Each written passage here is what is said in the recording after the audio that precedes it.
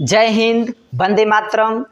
तो आज हम आप लोगों के बीच में प्रयोगशाला में यूज होने वाले और प्रयोग करने वाले उपकरणों अभिकर्मकों के बारे में परिचय कराना चाहते हैं कि किस अभिकर्मक का किसके में प्रयोग किया जाता है। तो देखिए, वन बाय वन हमारे आपके सामने बहुत से ढेर सारे केमिकल, रीजेंट, बॉटल, तमाम प्रकार की चीज़ें रखी गई हैं कि जो हम किस तरीके से प्रयोगशाला में इसका प्रयोग कर पाएंगे, इसका क्या इस्तेमाल होगा। तो देखिए, सबसे पहले आपके सामने देखिए यहाँ पर है ये त्रिपाद स्टैंड है। और त्रिपाद स्टैंड, इसको स्टैंड भी नॉर्मल भाषा में कह लिया जाता है। और यह हमारा, इसको स्प्रिट लैंप बोलते हैं। अच्छे क्वालिटी के जो बड़े बड़े प्रयोगशाला होते हैं वहाँ पर गैस बर्नर होते हैं काफ़ी पदार्थों को गर्म करने के लिए, लेकिन हमारी ये छोटी सी प्रयोगशाला है, यहाँ पर स्प्रिट लैंप है। और इस स्प्रिट लैंप में हम, जैसे पुराने ज़माने में लोग डेबरियाँ जलाया करते थे, उसमें केरोसिन ऑयल डाला करते थे, इसमें आपका डाला जाता है स्प्रिट ऑयल। यहाँ कहीं पर स्प्रिट ऑयल होगा आपका, देखिए ये है स्प्रिट ऑयल, यहाँ पर लिखा गया है स्प्रिट ऑयल। यह पेट्रोल की तरह काम करता है, एकदम ठंडा होता है। इसी स्प्रिट ऑयल को हम इसमें डालेंगे और डालने के बाद फिर इसको जलाएंगे तो यह बर्नर की भांति जलेगा। और इसको हम इसके नीचे ऐसे रख देंगे और इसके नीचे रखने के बाद देखिए इस तरीके से, जैसे यह त्रिपाद स्टैंड हो गया, यहाँ पर इसको हम ऐसे रख देते हैं। रखने के बाद जला देंगे त्रिपाद स्टैंड। और त्रिपाद स्टैंड के ऊपर ये तार की जाली होती है, ऐसे तार की जाली लगा देते हैं। और तार की जाली पर अगर हमको कोई पदार्थ गर्म करना होता है, बीकर हुआ, अब देखिए क्या है, यह बीकर है, कांच का बीकर है, कोनिकल फ्लास्क होता है। जो भी सामग्रियां हमको क्या करना होता है, गरम करना होता है, बॉईल करना होता है, तो उसको हम इसी के ऊपर ऐसे रख देते हैं इस पर। और सावधानी से ताप यहाँ से निकलता रहता है और इसी पर आपका यह गर्म होता रहता है। तो यह आपका क्या हुआ, बीकर। और यह क्या हुआ, तार की जाली। और यह त्रिपाद स्टैंड। और नीचे आपका क्या है, स्प्रिट लैंप, जिसमें कि स्प्रिट ऑयल भरा जाता है। इसको कोई भी पदार्थ अगर हमको प्रयोगशाला में गर्म करना है, उबालना है, तो इस उपकरणों का इस्तेमाल किया जाता है। उसके बाद देखिए आपके सामने है यह कोनिकल फ्लास्क। क्या है, शंकुआ के आकार का, शंकु के आकार का कोनिकल फ्लास्क है, कांच का बना हुआ है, जिसमें हम क्या करते हैं, किसी स्टैंडर्ड सॉल्यूशन को लेकर के, स्टैंडर्ड विलयन को लेकर के हम इसको क्या करते हैं, अनुमापन करते हैं। इसमें रंगों का कलर आता है, पिंक कलर आता है, लाइट पिंक कलर आता है, ग्रीन कलर आता है, रेडिश ब्राउन आता है, तमाम प्रकार के। और इसको लेकर के देखिए ये आपका क्या है, ब्यूरेट स्टैंड बना हुआ है। और ब्यूरेट स्टैंड में आपका ये जो लंबी सी कांच की नली दिखाई दे रही है, यह आपका क्या है, ब्यूरेट है। और यह आपका क्या है, साधारण कीप है। इसी के माध्यम से हम इसमें क्या करते हैं, विलयन को डाल करके इसमें, और यहाँ से ट्राइटेशन करते हैं, इसको हिला हिला करके इसको पिंक, हल्का पिंक, लाइट कलर लाने का प्रयास करते हैं। तो यह उपकरण हमारा स्टैंडर्ड सॉल्यूशन का अनुमापन करने में प्रयोग किया जाता है। और आपका देखिए ये है बड़ा सॉल्यूशन जार, सबसे most important part of the laboratory. प्रयोगशाला का सबसे मुख्य अंग ये है, क्योंकि देखिए यह बड़ा सॉल्यूशन जार है, इसी में हम सॉल्यूशन बनाते हैं। जैसा कि हमारा सॉल्यूशन टॉपिक चल रहा है, तो आपके सामने कुछ हम सॉल्यूशन को बना करके दिखा दे रहे हैं, कुछ सॉल्यूशन का परिचय करा दे रहे हैं। जैसे देखिए ये हमारा क्या है, और एक चीज़ हमको ध्यान देना है। देखिए सबसे पहले क्या है, हमको लैब में डिस्टिल वाटर का ही इस्तेमाल करना है, साधारण जल का इस्तेमाल नहीं करेंगे। क्यों? क्योंकि साधारण जल में अम्ल, क्षार, लवण घुले रहते हैं, वो हमारे केमिकल के रिजल्ट को क्या करते हैं, रिजल्ट को बदल देते हैं। जो भी हमारा रिजल्ट आना होता है, परिमाण आना होता है, क्या करता है, उसके रिजल्ट के मान में फर्क आ जाता है। इसलिए जो डिस्टिल वाटर हो, अर्थात जिस जल का पीएच मान 7 हो, शुद्ध जल जो होता है, शुद्ध जल वाला जो पीएच होता है उसका 7 होता है, यानी 7 पीएच वाले जल का ही हम अपने प्रयोगशाला में प्रयोग करने के इस्तेमाल करते हैं। या नॉर्मल वाटर जो हम लोगों का जल का होता है, अरे नल का होता है, कुएं का होता है, उसका पीएच मान 8 होता है। और हम जानते हैं जिस विलयन का पीएच मान 8 से लेकर के 14 के बीच में होता है, उसका क्या होता है, वह क्षारीय विलयन हो जाता है। और जिस विलयन का पीएच मान 7 होता है वह शुद्ध होता है। तो आर आरओ वाटर जो होता है, देखिए आरओ वाटर आपके सामने लिए हैं और इसमें सलूशन बनाना होता है। अब देखिए आपके सामने रिएजेंट है। अब आपके सामने देखिए क्या है, यह आपका है क्यूप्रिक सल्फेट, जो कि इसका सलूशन हमने आपको बना के दिखा दिया है। देखिए यहाँ पर है, ये क्या है, फेरस, ये है आपका क्यूप्रिक सल्फेट, यहाँ पर लिखा है CuSO4 कॉपर सल्फेट का विलयन, और इसी से बनाया गया है। आपका यहाँ पर देखिए लिखा गया है, क्या लिखा है कि क्यूप्रिक सल्फेट, तो इसके माध्यम से हमने ये विलयन बनाया है। उसी तरीके से देखिए आपके सामने ये रिएजेंट है, क्या, सोडियम हाइड्रॉक्साइड पेटल्स। इससे हम ढेर सारे सलूशन बना सकते हैं, क्योंकि देखिए आपके पास यहाँ पर ये देखिए सोडियम हाइड्रॉक्साइड, ये जो है बना हुआ है। ऐसे विलयन को हम बना सकते हैं। अब अगर इस तरीके से पैकिंग जो विलयन आता है कॉस्टली पड़ता है, काफ़ी कीमती होता है। अब यहाँ पर लिखा है क्या, देखिए यहाँ पर लिखा है कि standard solution of the sodium hydroxide, और यहाँ पर लिखा है N/10 सोल्यूशन। N/10 का मतलब N/10, यानी कि नॉर्मल सोल्यूशन यह N/10 है। तो इसके मेटल की सहायता से गोल गोल सोडियम होता है, यह आपका चमकीला, देखिए आपको दिखा दे रहे हैं किस तरीके से होता है। इसको हम ऐसे बनाते हैं, यही आपके सामने है, ये सोडियम के पेटल्स हैं, इससे सोडियम हाइड्रॉक्साइड के सोल्यूशन बनाए जाते हैं। ठीक, ये इससे आप जिस नॉर्मल का सोल्यूशन बनाना चाहेंगे, जैसे आप N/10, N/20, N/30, जो भी सलूशन आपको बनाना होगा इसकी सहायता से आप बना सकते हैं। और ये सब हमको खरीदना होगा तो अलग अलग से कोई 200, 300, 400 का N/10 का लोगे तो N/10 वाला प्रैक्टिकल कर पाओगे, N/20 लोगे तो N/20 वाला प्रैक्टिकल कर पाओगे। इसलिए ये सारी चीज़ें हम यहाँ पर रिएजेंट लिए इससे बनाकर इस्तेमाल करते हैं। उसके बाद देखिए आपका है पोटेशियम परमैंगनेट KMnO4, बहुत ही गजब का रिएजेंट है लैब का। इसको हम लाल दवा के नाम से जानते हैं। इसको देखिए आपके सामने थोड़ा सा, इसको हम स्पैचुला से थोड़ा सा अगर इसका विलयन इसमें निकाल कर डाल देंगे तो एकदम पर्पल कलर का हो जाएगा। इतना इसका मतलब तेज होता है। देखिए आपके सामने अभी दिखा दे रहे हैं पोटेशियम परमैंगनेट का करामात आप लोगों के बीच में। अब देखिए ये है आपका पोटेशियम परमैंगनेट, ये है स्पैचुला, जिससे कि हम केमिकल को निकालने का इस्तेमाल करते हैं। जैसे कि हम आप लोग अपने घरों में चम्मच रखते हैं, चम्मच से किसी पदार्थ को निकालते हैं, लेकिन यहाँ पर क्या है, स्पैचुला है। इससे हम थोड़े से भी पदार्थ को जिसको ट्रांसफ़र करना होता है, देखो इतना चुटकी भर है, इसको हम इसी में डालेंगे, एकदम पर्पल कलर हो जाएगा आपका। देखिए इतना सा ही विलयन हमने डाला इसमें, और ये आपका देखिए सलूशन कैसा हो गया, एकदम देख रहे हैं, ये एकदम बैगनी हो गया, पर्पल कलर का ये आपका सलूशन बन गया। चुटकी भर सलूशन, कितना गजब का सलूशन आपका रिएजेंट बन गया।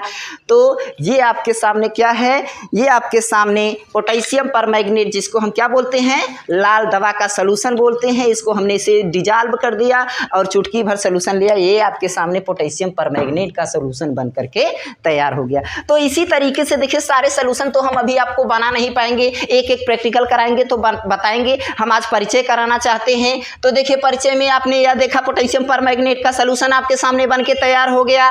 इसी तरीके से हमने कॉपर सल्फेट का सलूशन, देखिए यहाँ पर कॉपर सल्फेट का सलूशन यहाँ पर बनाया हुआ है। उसके बाद सोडियम हाइड्रॉक्साइड है, ये जब हमको जरूरत पड़ेगी सोडियम हाइड्रॉक्साइड, जिस नॉर्मल विलयन का जरूरत पड़ेगा उसको हम इसमें घोल करके बना सकते हैं। उसके बाद देखिए आपके सामने ये है, ये क्या है, फेरस सल्फेट है।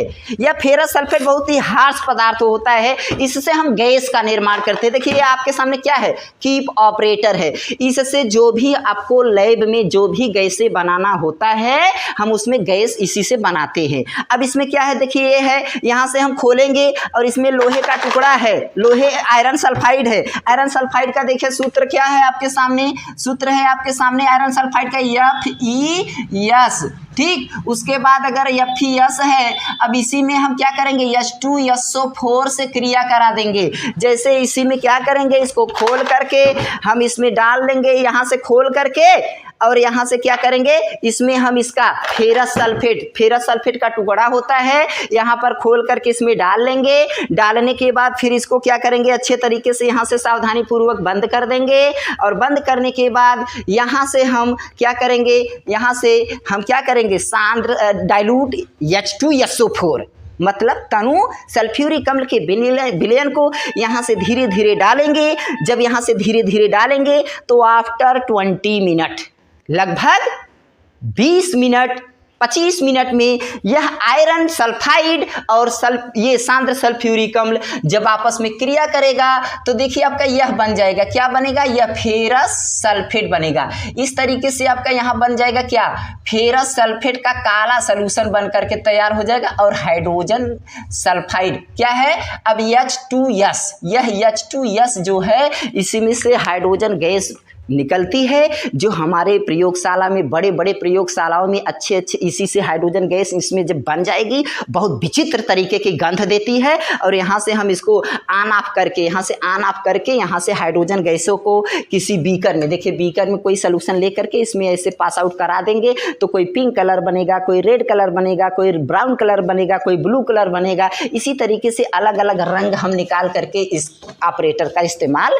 करते हैं। तो इस तरीके से देखिए अब ये क्या है, ये कॉपर मेटल्स पाउडर है, कॉपर मेटल्स पाउडर रिजेंट है जो कि हमारे प्रयोगशाला में प्रयोग होते हैं। उसके बाद देखिए यह आपका क्या है, फिनेप्थलीन इंडिकेटर। कक्षा 10 में आप लोगों के तीसरे चौथे लेसन में है पीएच पैमाना, ऐसे अम्ल क्षार लवण। जो अम्ल क्षार लवण पढ़ेंगे तो अम्ल आप पढ़ते हैं नीले लिटमस पेपर को लाल कर देता है, लाल लिटमस पेपर को नीला कर देता है। फिनेप्थलीन इंडिकेटर क्या होता है, मेथिल ऑरेंज क्या होता है। देखिए मेथिल ऑरेंज भी मेरे पास है, यहाँ क्या है, मिथाइल ऑरेंज, तो मिथाइल ऑरेंज भी है। ये दोनों आपके इंडिकेटर हैं और जब इसको हम आपके सामने प्रैक्टिकल करके आपके अम्ल क्षार का परीक्षण करा करके मेथिल ऑरेंज किस कलर का गुलाबी कलर करता है, क्या करता है, ये सारे रीजेंट को हम आपको प्रयोग करके दिखाएंगे। पहले आप इसके परिचय को जानिए कि यह क्या है, मिथाइल ऑरेंज, यह क्या है, फिनेप्थलीन है। तो इस तरीके से ये हमारे रीजेंट हो गए। अब देखिए आपके सामने क्या है, सोडियम कार्बोनेट। सोडियम कार्बोनेट है आपका Na2CO3। सोडियम कार्बोनेट है जो कि हमको अम्लीय मूलक क्षारीय मूलक का पहचान कराता है। अम्लीय मूलक क्षारीय मूलक का पहचान करना होता है तो इस चीज़ का हम प्रयोग करते हैं। उसके बाद देखिए हमने तो आपको परिचय कराया ही, यह देखिए बड़ा टेस्ट ट्यूब है, परख नली है, बड़ा वाला परख नली है। उसके बाद ये परख नली में जिसको हम ऐसे रखते हैं ये आपका क्या है, टेस्ट ट्यूब है। इसको परख नली स्टैंड बोला जाता है, टेस्ट ट्यूब स्टैंड। तो इस तरीके से पहले आप अच्छे से इन उपकरणों के बारे में जानिए। और इसको जब भी हम कोई सलूशन जैसे अगर इसमें भरते हैं तो इस सलूशन को हम इसमें क्या करते हैं, जब खाली सलूशन ये परख नली खाली होता है, इम्पटी होता है, तो इसको हम उल्टा करके इसमें रखते हैं। जैसे इसमें जो भी सलूशन हो, जो भी आपका इसमें क्या कोई भी पानी हो, जल की नमियाँ हो, इसमें निकल जाए। अब जैसे हमको इसमें सलूशन भरना है तो हम इसको क्या करते हैं, इस तरीके से इस विलयन को अगर ट्रांसफ़र करके इसमें निकालना है तो हम एक बीकर ले लेते हैं। बीकर में इसको ऐसे इस तरीके से निकाल लेते हैं। निकालने के बाद जब फिर हम इसमें ट्रांसफ़र करते हैं इस तरीके से, देखिए ऐसे जब इसमें ट्रांसफ़र करेंगे तो ट्रांसफ़र करने के लिए भाई अगर हमको कुछ उपकरण करना है, कार्य करना है, पता चले कि हम हाथ में लेकर इधर उधर कोई सामान खोज नहीं सकते तो इसको हमको कहीं पर अस्थायी तरीके से रखना पड़ेगा। और अस्थायी तरीके से जब रखना पड़ेगा तो हम क्या करेंगे, इस परख नली में ये जो ये वाला है इसी में ऐसे आराम से हम ऐसे रख देते हैं। जैसे यहाँ पर अगर हम इस तरीके से रख देते हैं, इस तरीके से इसमें रख सकते हैं ये रखने के लिए। और ये बीच वाला जो है उसमें छोटा वाला परख नली है, जैसे आप देख रहे हैं ये छोटा वाला टेस्ट ट्यूब है। इसको अगर इसमें थोड़ा सा भी लेना है, क्योंकि देखिए लैब में बहुत ज़्यादा केमिकल नहीं लिया जाता, थोड़ा थोड़ा केमिकल लिया जाता है और थोड़े थोड़े केमिकल से ही परीक्षण किया जाता है। तो इसमें थोड़ा सा, अब देखिए वह आपका कितना, उसमें कम से कम इसका 2 गुना विलयन भरा जाएगा, इसमें थोड़ा सा विलयन भरा जाएगा, इसमें विलयन भरोगे तो इस तरीके से इसमें ऐसे डाल दोगे, ऐसे हमारा सुरक्षित पड़ा रहेगा। तो ये हमारा था छोटा परख नली यानी कि small test tube and large test tube and test tube stand. तो इसका उपयोग आप लोग अच्छे से समझ गए होंगे। अब जैसे ये सब देखिए रीजेंट है और ये सब रीजेंट जो आपके सामने रखे गए हैं एकदम कंसंट्रेशन सोल्यूशन है। इसको कोई भी बच्चा, कोई भी स्टूडेंट बिना टीचर के सलाह लिए, बिना टीचर के कहे अपने मन से कोई किसी भी रीजेंट में मिलाएगा नहीं। इसको टीचर बनाना विधि बताता है। जो बच्चे मेच्योर होते हैं उनको मेजरिंग फ्लास्क से, देखिए मेजरिंग फ्लास्क ये है, इसका रेशियो निकाला जाता है, इसको हम बोलते हैं अनुमापक फ्लास्क। हमारे पास दो, देखिए ये प्लास्टिक का है, प्लास्टिक का है सुरक्षित होने के लिए। एक कांच का होता है, थोड़ा सा लापरवाही हुआ, अगर केयरलेस हुए, अगर गिर गया तो फूट जाएगा।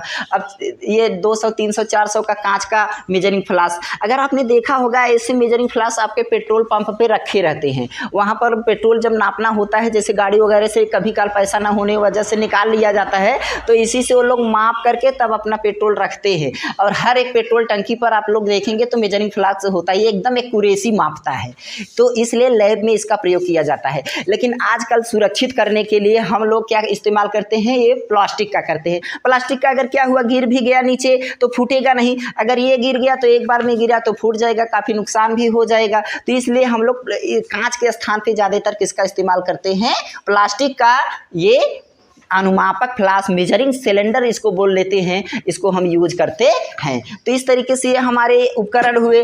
अब आपके सामने देखिए क्या है, ये वाश बाटल है। वाश बाटल का मतलब जैसे प्रत्येक स्टूडेंट को जब प्रैक्टिकल करना होता है अपने स्थान पर, इसमें पानी ले लेते हैं। जब कोई उपकरण का प्रयोग खत्म कर लेते हैं, प्रयोग खत्म करने के बाद इसको क्या करते हैं, तो प्रयोग खत्म करने के बाद इसमें से पानी को डाल कर अपने उपकरण को क्लीन करते हैं, साफ करते हैं। और जैसे मान लीजिए हमको परख नली साफ करना हुआ, यही परख नली साफ करना है, तो भाई इसमें अंदर कचड़े हैं तो कैसे साफ करेंगे, इसलिए ब्रश आता है। अब ये छोटा ब्रश है, परख नली को साफ करना हुआ तो इसमें ऐसे डाल देंगे और इसमें ऐसे ऐसे 2 बार आराम से ऐसे ऐसे करेंगे, तो इसमें जो भी जितने भी कचड़े रहते हैं परख नली में ऐसे डाल करके थोड़ा सा, जो भी 2 बार 1 बार ऐसे पानी, इसमें से पानी ले करके इसमें ऐसे दबाएंगे तो यहाँ पर पाइप लगी हुई है, इसमें से पानी इसमें जाएगा, पानी जाएगा और इसके बाद इसको भरेंगे नहीं, थोड़ा सा पानी लेंगे, क्योंकि जब इसमें हम आप ब्रश डालेंगे तो ऐसे ब्रश बहुत आसानी से डालना है, जबरदस्ती नहीं डालना है, प्यार से इसमें आराम से ऐसे ऐसे गोल गोल घुमा करके डालेंगे, ऐसे ऐसे इस तरीके से,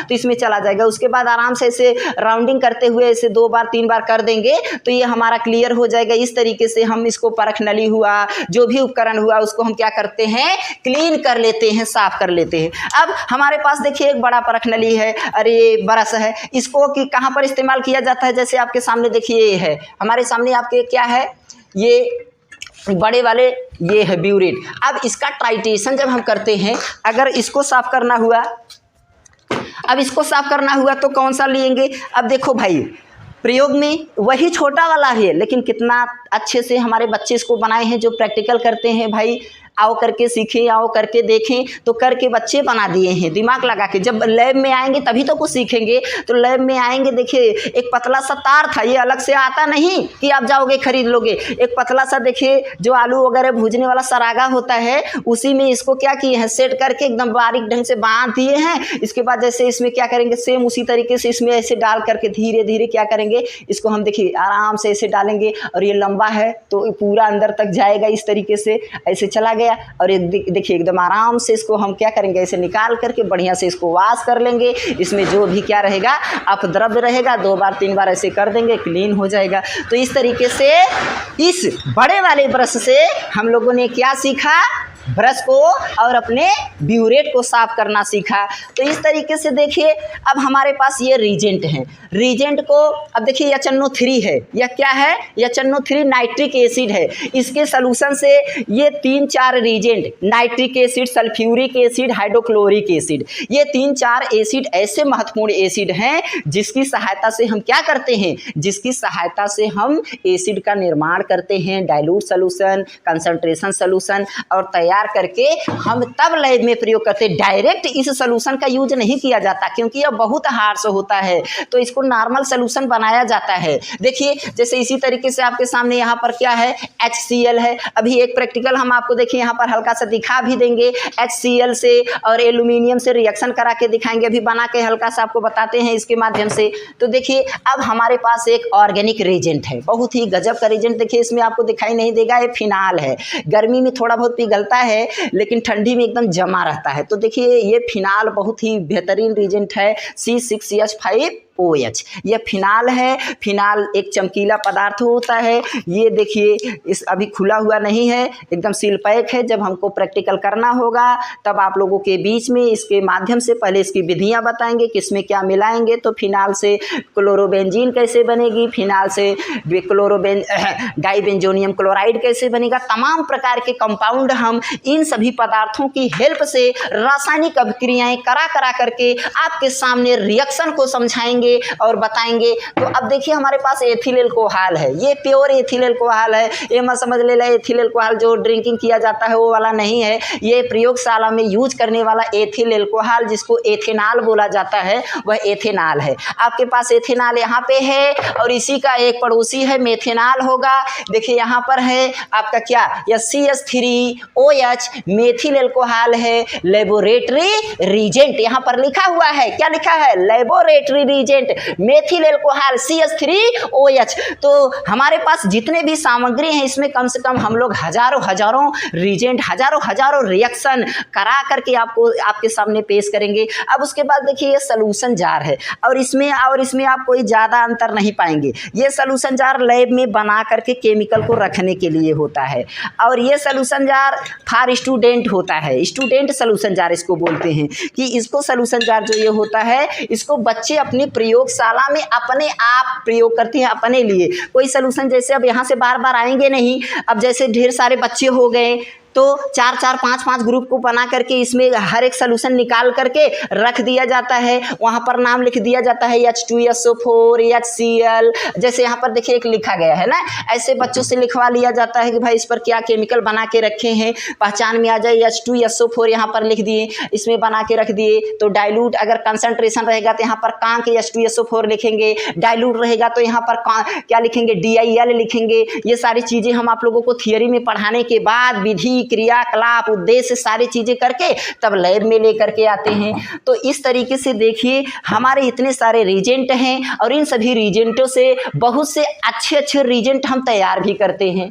अब जैसे रीजेंट तैयार करने का 1-2 नमूना हम आपको बता दे रहे हैं और अगले आपसे जब प्रैक्टिकल शुरू कराएंगे तो बना करके भी दिखाएंगे। 1-2 सॉल्यूशन देखिए हमने बना कर भी दिखाया। यहाँ पर कॉपर सल्फेट का सॉल्यूशन बना के दिखाया। यहाँ पर हमने आपको क्या दिखाया, पोटेशियम परमैंगनेट का सॉल्यूशन बना करके दिखाया। उसके बाद जैसे मान लीजिए रीजेंट बनाना है, कैल्शियम हाइड्रोक्साइड बनाना है, तो क्या करते हैं हम CaO कैल्शियम ऑक्साइड, जो कि हमारे आपके प्रत्येक परचून की दुकान पर चूना का मिल जाता है पैकेट में, 2 रुपये 3 रुपये पैकेट आता है। तो इसमें हम क्या करते हैं, इसको ले लेते हैं और इसको लेने के बाद में अब कैल्शियम ऑक्साइड हो गया जिसको हम चूना बोलते हैं। अब डिस्टल वाटर हम क्या करते हैं, डिस्टल वाटर को ले करके, जैसे ये डिस्टल वाटर है, इसमें डाल करके चूने के पैकेट को इसमें मिला करके इस तरीके से हम वाटर यहाँ पर ऐड कर देते हैं। और ऐड करने के बाद जब हम इन दोनों को आपस में मसल करके क्या करते हैं, रब्ड कर देते हैं और एकदम सॉफ्ट बना लेते हैं, तो ये बन जाता है कैल्शियम,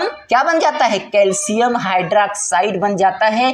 लेकिन इसमें प्रेसिपिटेट की मात्रा ज़्यादा होती है। जब प्रेसिपिटेट की मात्रा ज़्यादा होती है तब उसको हम फिल्टरिंग करते हैं। This is the filter paper. ये आप क्या है, फिल्टर पेपर। तो फिल्टर पेपर की सहायता से हम इसको पहले देखिए ऐसे फोल्ड करते हैं, ऐसे फोल्ड कर लेंगे। उसके बाद इस तरीके से हम इसको कैसे फोल्ड कर लेंगे, ऐसे फोल्ड कर लेंगे तो कीप के आकार का बना लेंगे। कीप के आकार का बनाने के बाद में हम क्या करेंगे, थिसिल फनल है, देखिए ये कीप है, इसमें हम सेटअप कर देंगे ऐसे। जब ऐसे सेटअप कर देंगे तो उसके बाद जो हम इसमें क्या, जैसे मान लीजिए ये हमारा डिस्टल वाटर हो गया, इसमें हमने क्या मिला लिया, चूना मिला लिया, इसको अच्छे से घोल लिया। घोलने के बाद अब किसी भी मान लीजिए सॉल्यूशन जार बड़ा वाला है, उसी में से ले करके उसको इसमें क्या करेंगे, धीरे धीरे फिल्टरिंग करेंगे। तो जो चूने का जो हमारा कैल्शियम ऑक्साइड का हैवी पार्टिकल रहेगा, बड़ा बड़ा कण रहेगा, जो वह इसी में धीरे धीरे क्या होगा, फिल्टरिंग होते होते इसमें से आपका एकदम क्लीन वाटर धीरे धीरे चला जाएगा इसमें, जो कि आपका सॉल्यूशन बनेगा किसका, कैल्शियम ऑक्साइड तथा वाटर का। और इस तरीके से हमारा क्या बन जाएगा, कैल्शियम हाइड्रोक्साइड जो कि क्षार होता है। अब यह रीजेंट बनाकर हम अपने लैब में प्रयोग करेंगे। अब आप सोच रहे होंगे इतने सामान से कितना प्रैक्टिकल हो जाता है, हजारों रीजेंट हम इन्हीं सामानों से बना करके तैयार करके आप लोगों के सामने पेश करेंगे, आप लोगों को अच्छे केमिकल बनाएंगे। तो आइए एक हल्का सा रिएक्शन कराते हैं। देखिए आपके सामने एक बनाकर भी दिखा दें, जैसे कि आपको विश्वास रहे कि नहीं वास्तव में लैब क्या होता है। आप जानते हैं कि लैब प्रयोग जो होती है, आप लोग सभी लोग जानते हैं कि जो विज्ञान की भाषा होती है, प्रयोगों एवं प्रेक्षणों पर आधारित सुसंगठित सुव्यवस्थित क्रमबद्ध ज्ञान को विज्ञान कहते हैं। Dependent upon the systematic, dependent upon the experimentally observation and systematic knowledge is the science.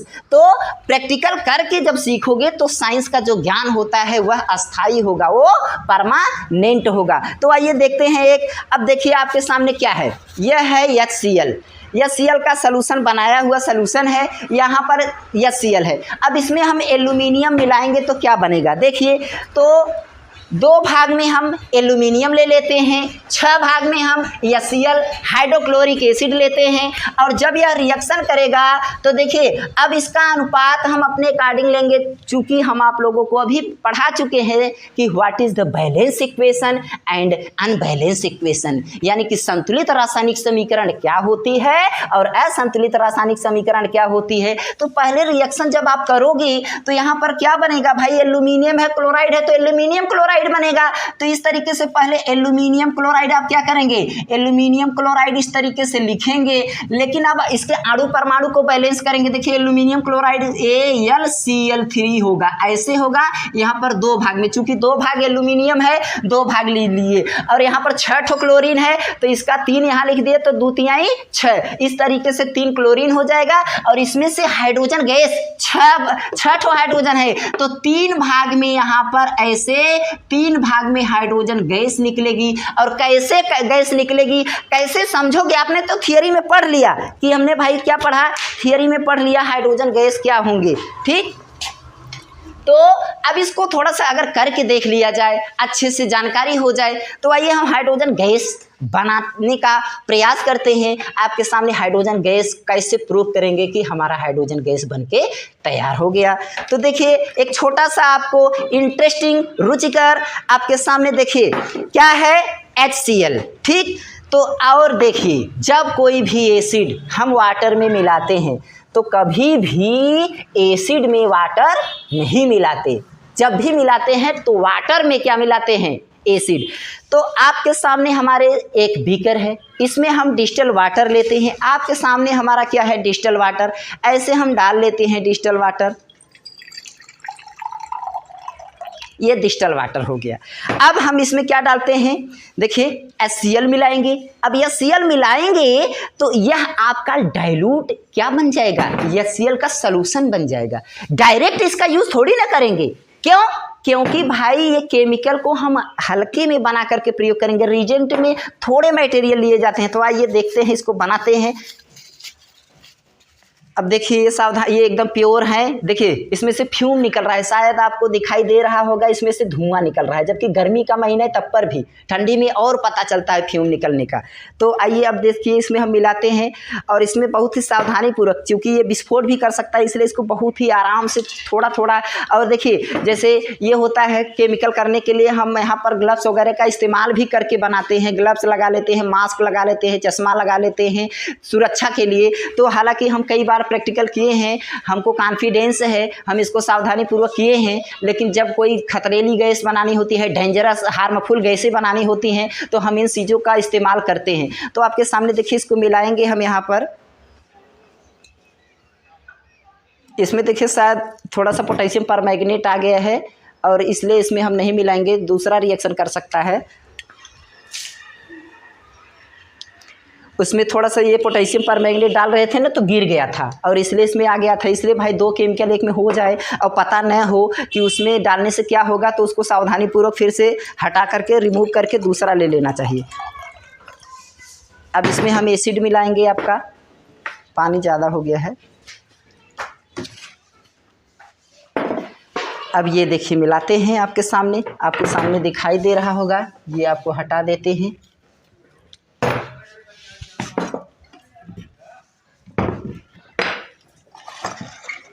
देखिए अब ये सलूशन हम आपके सामने बना रहे हैं। इसको क्या देख रहे हैं, कितना गाढ़ा सा हो गया यह आपका। अब इसको हम सावधानी पूर्वक बंद कर देते हैं। तो ये हमारा क्या बना, देखिए ये हमारा फ्यूम निकलता हुआ दिखाई दे रहा है धुएं की तरह। तो ये आपका इससे रिएक्शन हो गया, डालते ही डिजॉल्व हो गया। इसीलिए कहते हैं एसिड सॉल्युबल इन वाटर। आप लोगों ने पढ़ा होगा अम्ल जल में घुलनशील होता है, पहला प्रॉपर्टी है। ठीक, क्या है, पहला गुण है अम्ल का कि अम्ल जो होता है जल में घुलनशील। बैलून भी फूला, अगर इसमें और बैलून लगाओगे तो आपका अगर रिएक्शन कराओगे तो इसमें से आपका रिएक्शन होगा। जैसे अगर एल्यूमिनियम हम इसमें डालते हैं छोटे छोटे, जैसे देखिए आपका एल्यूमिनियम का तार है, एक बैलून आपके पास है, अगर हम इसको काट करके इसमें डाल करके रिएक्शन कराना चाहते हैं तो देखिए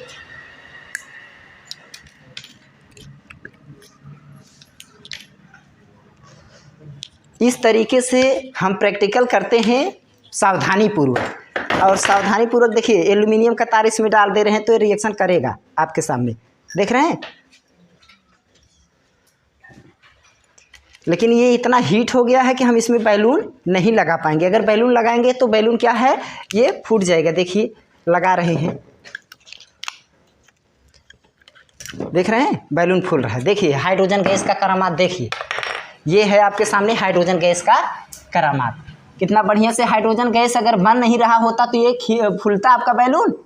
ये है हाइड्रोजन गैस का बनना। तो इसी तरीके से हजारों रिएक्शन हम आपको केमिकल बना के कराएंगे। देखिए इसमें बॉइलिंग हो रहा है, एल्यूमिनियम क्लोराइड बन रहे हैं और ये आपका इस तरीके से एसिड जो है इसमें देखिए ये हाइड्रोजन गैस बनते हुए बैलून को खिला रहा है एकदम। इसमें जितने भी हाइड्रोजन गैस, तो हम आपको अच्छे से बना के इसमें दिखाएंगे। उपकरण मेन ये है, लेकिन हमने आपको एक नमूना दिखाया कि वास्तव में अगर हाइड्रोजन बताओ हमारे एसिड में दम नहीं होता, अगर ये रिजेंट असली होता नहीं, अगर विज्ञान करके सीखो एग्जैक्ट नॉलेज होता नहीं तो ये क्रिया होती। आपके सामने रिएक्शन हो रहा है, आपके सामने हाइड्रोजन गैस बन के तैयार हो रहा है। एक हल्का सा देखो ये फूट सकता है। अब धीरे धीरे इसमें से जितने भी हाइड्रोजन गैस बनते जाएंगे आपका बैलून इस तरीके से फूलता चला जाएगा। और रसायन विज्ञान की लैब में बहुत ही सावधानी पूर्वक प्रैक्टिकल किए जाते हैं। देखिए कितना गजब का सीन आपके सामने दिखाई दिया, जो हम मुंह से बैलून को फुलाते हैं, फुला करके बनाते हैं। अब ये जितनी भी चीज़ें आपके विज्ञान में लिखी हुई हैं, जो यह लिखा है, इसीलिए हम कहते हैं कि यथार्थ नॉलेज, एक्सपेरिमेंटली नॉलेज, ऑब्जर्व करो, उसको परीक्षण करो और करके सीखो, कभी भूलेगा। अब यह रिएक्शन आपको भूल गया तो बेकार है आप कि एल्यूमिनियम और हाइड्रोजन क्लोराइड जब आपस में रिएक्ट करेगा, अब क्रिया करेगा तो क्या बनेगा, एल्यूमिनियम क्लोराइड। और सूत्र क्या होता है, 2AlCl3। और किस कलर का होता है, आपके सामने नीचे सॉल्यूशन बना हुआ है, बताओ किस कलर का, काले कलर का है। नहीं, ये एल्यूमिनियम क्लोराइड है। और हाइड्रोजन गैस इधर 3 भाग में बैलून में क्या है, भरा हुआ है। अब देखो बैलून में भरा हुआ गैस है ये चीज़ें, और इतना हीट है ना इसको कि पकड़ नहीं पाएंगे। और ये बॉयल करता हुआ आपको दिखाई दे रहा होगा, ध्यान से देख रहे हैं कि नहीं, बॉयल कर रहा है, दिखाई दे रहा है, बॉयल कर रहा है। तो ये चीज़ इतना तगड़ा है कि ऐसा लग रहा है ना तो यहाँ पर हमने कोई बर्नर जलाया, ना तो यहाँ पर कोई गैस जलाया, और यहाँ पर हमने देखो इतना बॉयलिंग कर दिया। किसका करामात है, हमारे रासायनिक रिजेंट का करामात है।